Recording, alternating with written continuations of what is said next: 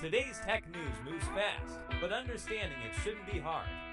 That's why Snarful Solutions Group brings you Connecting the Dots, where we break down what's happening in tech and why it matters to you. Now, let's dive in with your hosts. Thursday, April 3rd, 2025. Quite a dramatic weather picture across the country today, as you probably heard. Yeah, definitely seeing some reports. A significant spring storm is causing some serious issues. We're seeing life-threatening flash floods in the lower Ohio Valley and the Mid-South. And unfortunately, there's more severe weather in the forecast. Large hail and strong tornadoes are a real possibility from the Mid-South through the Ozarks and into the Arklatex. Wow. Definitely stay safe out there if you're in those areas, and keep an eye on your local news. It's a powerful reminder of the forces at play in our world, isn't it? And interestingly, the financial markets are also showing some significant force today. That's right. The Dow Jones has taken a tumble, down 2.65% to 4,106.96. Oof. And the S&P 500 is down even more, a significant 3.27% drop to 525.52. Definitely a red day on the screen. Yeah, quite a drop. Given all this volatility, we thought it would be a valuable time to take a deep dive into some of the top tech news stories that are making headlines. And more importantly, try to connect the dots to how these developments might impact, well, your everyday life. Absolutely. We've identified 3 key tech stories that are particularly noteworthy, and they really touch on different facets of our modern world, from, the future of finance to the technology we use for entertainment and communication. Okay. So where should we start unpacking things? Let's maybe look at the cryptocurrency market and the recent turbulence we've seen. Right. Bitcoin, along with other major players like Ether and Solana, experienced a pretty sharp drop recently. And this comes after President Trump proposed establishing a strategic Bitcoin reserve for the United States. It's almost counterintuitive, isn't it? You'd think such an announcement might boost prices. It's exactly that market reaction that's fascinating here. It wasn't the positive surge some might have anticipated. Looking at our sources, one reported Bitcoin falling over 5% on March 10th, settling around $81,712.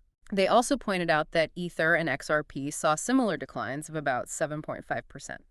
The interesting timing is that this happened after the initial buzz around the reserve announcement from the previous Thursday. So the initial enthusiasm clearly faded. So the market took a second look and wasn't so impressed? Is that the idea? Precisely. Another source provided even more detail, stating that Bitcoin actually fell nearly 10% on Monday, March 3rd, effectively erasing any gains it had made over the weekend following the reserve news. 10%, wow. Yeah, and the pain wasn't limited to Bitcoin. Ethereum took a 15% hit, and Solana plunged by a hefty 18%. Even stocks related to the crypto world, like Coinbase and Robinhood, saw their values decline. 18% on Solana. Yeah. That really paints a picture. Imagine the price of your morning coffee suddenly dropping by almost a fifth. Exactly. That's the kind of volatility we're talking about here. Exactly. So what was behind this sudden negative sentiment, especially after what seemed like potentially positive news? Well, the prevailing thought is that investors were underwhelmed by the specifics of the reserve proposal. One source highlighted that the reserve would be funded by already confiscated Bitcoin, meaning there were no plans for the U.S. government to actually go out and purchase any additional Bitcoin on the open market. Right. No new demand, essentially. Exactly. This lack of a more proactive approach, this absence of a more aggressive initiative, as one outlet put it, seemed to deflate the initial positive reaction. Another source also touched on this, noting Bitcoin slipped as much as 6.5% before showing a slight recovery to around $82,050. They also mentioned the initial sharp drops in Ether and XRP before they managed to trade back into positive territory later in the day. So a lot of up and down. Real roller coaster for the crypto crowd. Yeah. But what are the experts making of all this? Is this just a temporary dip in an otherwise upward trend, maybe? That's where it gets really interesting, and it highlights the different layers to understanding these market movements. Avinash Shikhar from Pi42, for example, actually sees this volatility as a sign of market resilience. And the growing interest in digital assets from larger institutions. He anticipates a positive long-term trajectory despite these short-term bumps. He even used the phrase that this evolving landscape offers great potential. So, despite the immediate negative reaction, there's still a bullish perspective. What about other experts? Any dissenting views?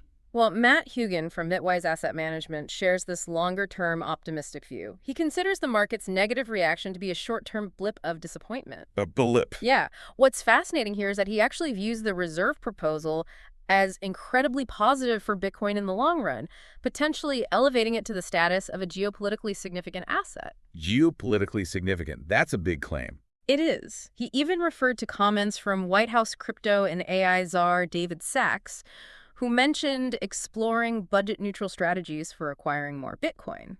So the conversation seems to be shifting beyond just immediate purchases. So the idea isn't necessarily about a big splashy purchase right now, Yeah. but more about strategically positioning the U.S. for the future in this digital asset space. Is that it? Exactly. And if we connect this to the bigger picture for you, our listener, even if you don't directly trade Bitcoin, the fact that governments are even considering strategic reserves of digital assets signals a growing acceptance and integration of this technology into the broader financial system. Oh, that's a good point. This could have implications for future financial technologies, how investments are made, and even the way we think about currency in the years to come. The volatility we're seeing right now, while concerning for those directly involved, really underscores the dynamic and still somewhat uncertain nature of this evolving financial landscape. Yeah. It's definitely something to keep an eye on, even if you're just observing from the sidelines. Definitely some intriguing developments in the crypto world. Now, let's turn our attention to something that could have a more immediate and tangible impact on what you pay for everyday goods. President Trump's recently announced tariffs. Yes, this is a move with potentially significant and widespread economic consequences.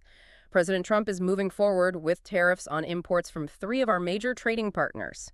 Canada and Mexico will face a 25% tariff on most imports. 25%. And goods coming from China will be subject to a 10% tariff. We've certainly seen tariffs implemented before, but these sound like they could create some real ripples across various industries.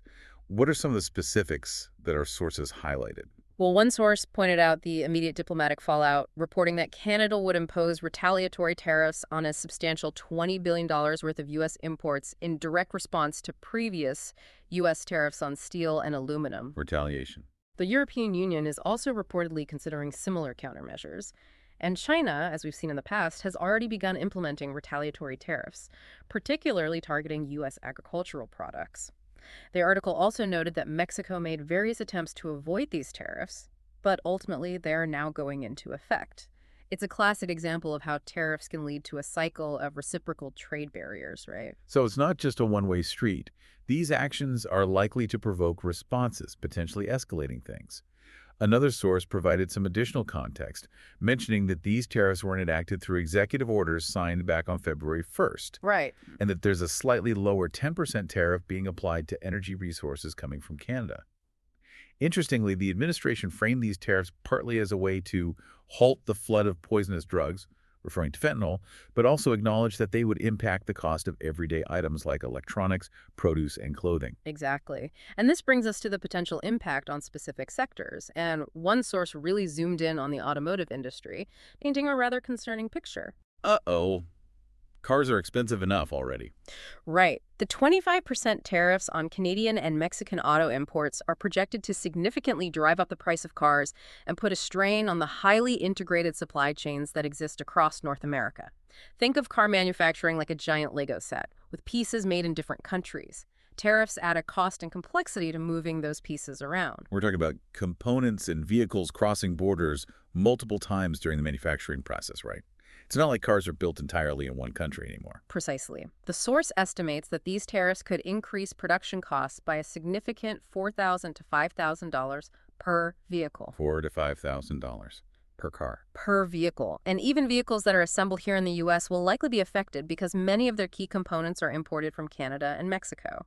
The potential for disruption is substantial, with estimates suggesting that up to 1/3 of North American auto production, around 20,000 vehicles per day, could be lost in the near term. 20,000 vehicles a day. That's a really significant number. So how does this translate to impact on your average person, besides just the sticker price? Well, connecting this to your everyday life, the most immediate impact you might see is higher prices when you're looking to buy a new or even a used car. The disruptions to the supply chain could also lead to longer wait times for certain models or even difficulties in getting replacement parts. Okay, that makes sense. Beyond that, the potential job losses in the automotive sector, as the source points out, could have broader economic consequences, affecting not just auto workers, but also related industries like auto parts suppliers and dealerships in your local community. Right, the ripple effect. There's even a concern raised about the possibility of a recession, specifically within the auto sector, if these tariffs remain in place for an extended period. And as another source mentioned, it's not just cars. The cost of electronics, clothing, and even food could potentially increase as these tariffs are passed on to consumers. Even Chinese electric vehicle manufacturers like NIO and BYD, who might be looking to enter the U.S. market, will face an additional hurdle with the 10% tariff, potentially limiting competition and consumer choice down the line. So these tariffs could really hit people's wallets in a variety of ways, from the big purchase of a car to the smaller, more frequent purchases of everyday necessities. It really highlights how interconnected the global economy has become. Absolutely. And it raises an important question for you to consider. How do these kinds of government interventions in international trade ultimately balance domestic economic goals with the potential for increased costs and disruptions for the average consumer? It's a complex equation, you know? Yeah, definitely no easy answers there. Mhm. Okay, let's move on to our final tech story for today, which involves a potential major shift in the social media landscape: the reported interest of AppLovin in acquiring TikTok. This is a fascinating development, especially given the ongoing regulatory scrutiny that TikTok has been under in the United States. Applin, a mobile technology company, is reportedly in discussions for a potential acquisition of this incredibly popular video sharing app. Right, and one source reported that their contacts indicate that the Trump administration is aware of AppLovin's interest. But the big question that seems to be hanging in the air is whether any U.S. entity can actually gain control of the non-Chinese portion of TikTok's business, given the persistent national security concerns. That really is the central issue, isn't it? TikTok is currently facing a potential ban in the U.S. on April 5th. Which is coming up fast. Due to a national security law that requires its Chinese parent company, ByteDance, to divest its American operations. And as one source reminds us, there was an initial deadline that was extended, so this has been an ongoing saga for quite some time.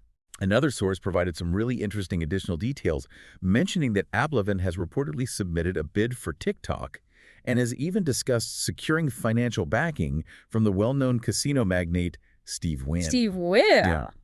Their pitch to the Trump administration, according to the article, is centered around their potential to create jobs here in the U.S. and effectively address those national security concerns. And in a bit of a surprise, Amazon also reportedly submitted a last-minute bid. Amazon too. Wow. A different source further elaborated on AppLovin's proposed strategy, highlighting that their pitch emphasizes their expertise in artificial intelligence and the significant economic potential of a TikTok under American ownership. Makes sense. Play to their strengths. However, they also point out a critical hurdle: gaining approval from Beijing. With the current tensions between the U.S. and China, particularly with these new tariff announcements we just discussed, getting the green light from the Chinese government for this type of acquisition could be a very significant challenge. Yeah, that seems like a major roadblock. Definitely. Additionally, that source notes that Oracle is also preparing a competing offer, so it looks like this could become a multi-party negotiation with a lot of complexities. Oracle, AppLovin, maybe Amazon. Yeah. Interesting players. Yeah. So what could this potential acquisition mean for you as someone who might use TikTok or other social media platforms regularly? How does this connect? Well, if we connect this to your daily digital experience, a change in ownership for TikTok could lead to various shifts in how the app functions. This could include modifications to the platform's content moderation policies, the algorithms that determine which videos you see in your feed, The algorithm. and even the overall user interface and features of the app. The fact that national security concerns and complex international relations are so deeply intertwined with this potential acquisition really underscores the intricate relationship between technology, global politics, and our everyday digital lives. It's a good reminder. It serves as a reminder that the social media platforms we use aren't just neutral pieces of technology. They operate within a much broader geopolitical context.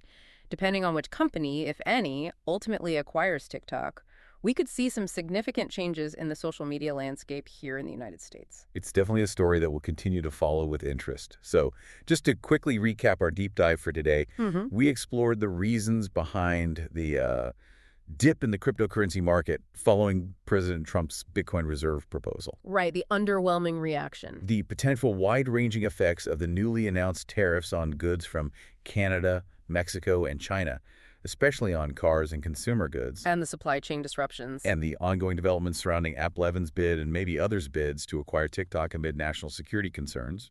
And as we consider these three distinct but interconnected stories, it prompts an important thought for you, our listener. How might the increasing level of government involvement and intervention in both the realm of financial technology, like with cryptocurrency, and the broader technology and trade sectors, as shown by the tariffs and the potential TikTok acquisition, ultimately shape the trajectory of innovation and global connectivity in the years to come? What could be the potential long-term advantages and disadvantages of these kinds of developments for both consumers and the overall economy? It's certainly something to think about. Absolutely. And as always, we are here to help here at Snarful, so reach out on our website if you have any more questions. That's a wrap on today's top stories. Remember, tech doesn't have to be complicated, and we're here to help connect the dots. If you've got questions or want to learn more, visit us at snarful.com. Thanks for listening, and we'll catch you next time.